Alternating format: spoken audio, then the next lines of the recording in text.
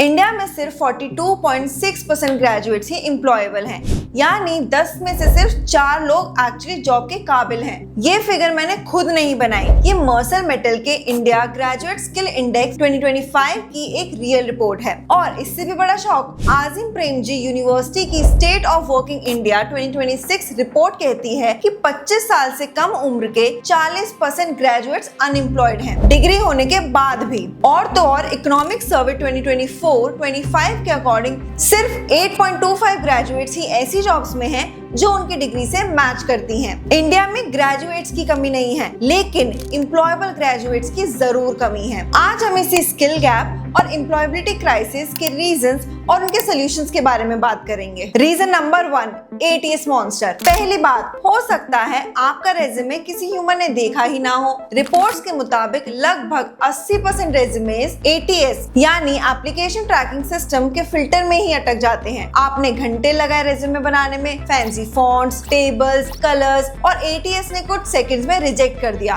क्योंकि उसे डिजाइन नहीं, कीवर्ड चाहिए और स्किल्स चाहिए। और ये सब कभी कॉलेज में नहीं बताया जाता क्योंकि सिलेबस पुराना है और जॉब मार्केट का गेम कंप्लीटली बदल चुका है। Reason number 2, degree versus skill gap. Unstop talent report 2025 के अकॉर्डिंग 83% इंजीनियरिंग ग्रेजुएट्स ग्रेजुएशन तक पहुंचने के बाद भी ना कोई जॉब ऑफर और ना ही कोई इंटर्नशिप हासिल कर पाते हैं। मतलब 4 साल का बीटेक और बाहर आते ही 0 practical experience. Reason number 3, communication problem. Technical round clear किया, कोडिंग टेस्ट भी क्लियर किया और फिर HR राउंड में tell me about yourself question और साइलेंस। 27% एम्प्लॉयर्स फ्रेशर्स को रिजेक्ट करते हैं सिर्फ कम्युनिकेशन के बेसिस पर। स्पोकन इंग्लिश नहीं है, बात क्लियरली फ्रेम नहीं करनी आती, क्लाइंट से बात नहीं करनी आती, और बात सिर्फ इंग्लिश बोलने की नहीं है, अपनी प्रॉब्लम सॉल्विंग स्किल्स को दिखाना और अपने आइडियाज को लॉजिकली एक्सप्लेन करना भी उतना ही जरूरी है, क्योंकि यही स्किल्स TCS, इन्फोसिस और एक्सेंचर जैसे कंपनीज के हायरिंग राउंड्स में टेस्ट की जाती हैं। Reason number 4, the experience trap. अब बात करते हैं एक ऐसी प्रॉब्लम की जिससे ऑलमोस्ट हर फ्रेशर रिलेट कर सकता है। कंपनीज कहती हैं एक्सपीरियंस चाहिए, फ्रेशर्स कहते हैं जॉब चाहिए ताकि एक्सपीरियंस मिले।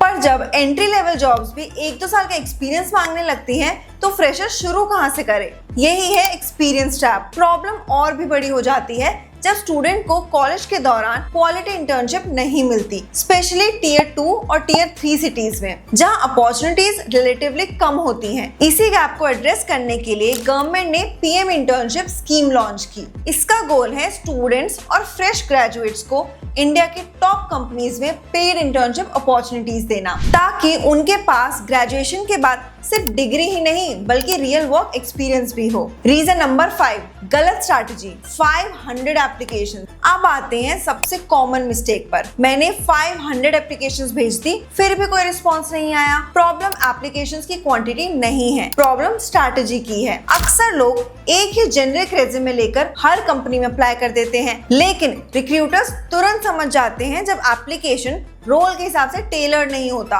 सच ये है कि सिर्फ अप्लाई करना काफी नहीं होता। जो कैंडिडेट्स रोल के अकॉर्डिंग अपना रेज्यूमे कस्टमाइज करते हैं, रेलेवेंट स्किल्स हाईलाइट करते हैं और एप्लीकेशन के बाद प्रोफेशनली फॉलो अप करते हैं, उनके नोटिस होने के चांसेस काफी ज्यादा होते हैं। इसलिए स्ट्रैटेजी सिंपल है, कम एप्लीकेशन भेजो लेकिन सही अपॉर्चुनिटीज पर फोकस करो, अपनी स्किल्स को रोल से अलाइन करो और अप्लाई करने के बाद फॉलो अप करना मत भूलो। चलो अब सोल्यूशन की बात करते हैं। पहली बात, डिग्री की वैल्यू कम नहीं हुई है, बस फोकस बदला है। आज एम्प्लॉयर्स कॉलेज ब्रांड से ज्यादा स्किल्स को इंपॉर्टेंस देते हैं। 73% रिक्रूटर्स कॉलेज रेपुटेशन की बजाय स्किल्स को प्रायोरिटी देते हैं। तो अगर तुम ऑलरेडी जॉब कर रहे हो या गैप ईयर में हो या ट्रेडिशनल कॉलेज आपके लिए पॉसिबल नहीं है, पर आप अपनी स्किल्स डेवलप करना चाहते हो, तो ऑनलाइन डिग्रीज आज एक स्ट्रॉन्ग ऑल्टरनेटिव बन चुकी हैं। UGC ने 2020 में ऑनलाइन डिग्री प्रोग्राम्स के लिए एक ऑफिशियल रेगुलेशंस और अप्रूवल फ्रेमवर्क इंट्रोड्यूस किया। आज UGC DEB approved universities online degrees offer करती हैं और ये गवर्नमेंट जॉब्स, कॉम्पिटिटिव एग्जाम्स और प्राइवेट सेक्टर में वैलिड और रिकॉग्नाइज्ड होती हैं। अब सोचो, आप एक ऑनलाइन यूनिवर्सिटी चूज कर रहे हो, वेबसाइट पे सब कुछ परफेक्ट दिख रहा है, एक्रीडिएशंस, रैंकिंग्स, प्लेसमेंट सब पॉलिश। लेकिन जो वहाँ पढ़ रहा है उनका रियल एक्सपीरियंस क्या है? फैकल्टी टाइम पर अवेलेबल होती है या नहीं?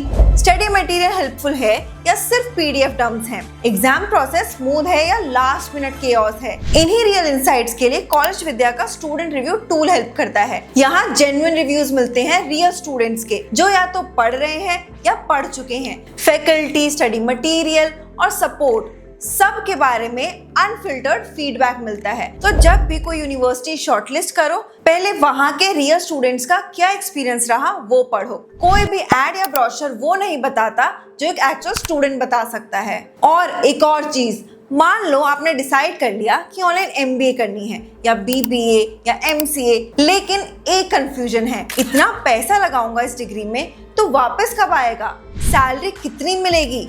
वर्थ इट है या नहीं? कोई कॉलेज ये सीधा क्लियर नहीं करता और पेरेंट्स भी यही पूछते हैं कि बेटा इसमें स्कोप तो है ना। इस गैप को ब्रिज करता है कॉलेज विद्या का ROI कैलकुलेटर टूल। आप बस यूनिवर्सिटी, डिग्री और कोर्स सिलेक्ट करो और ये टूल आपको रिटर्न ऑन इन्वेस्टमेंट दिखाता है रियल डेटा के बेसिस पर। नो गेसवर्क, नो अजम्पशन, बस नंबर्स, और आप खुद डिसाइड करो वर्थ इट है या नहीं। ये टूल फ्री है और लिंक आपको डिस्क्रिप्शन में मिल जाएगा। कंक्लूजन ये है कि प्रॉब्लम डिग्री नहीं है, प्रॉब्लम है गलत यूनिवर्सिटी चूज करना, स्किल्स नहीं होना और ब्लाइंडली अप्लाई करते रहना। अब आपके पास टूल्स हैं, रियल स्टूडेंट रिव्यूज चेक करो, ROI कैलकुलेट करो और फिर डिसाइड करो। सब कुछ कॉलेज विद्या पे फ्री में अवेलेबल है। वीडियो हेल्पफुल लगी हो तो लाइक करो और शेयर करो अपने उस दोस्त को जो अभी कंफ्यूजन में है। मिलते हैं नेक्स्ट वीडियो में।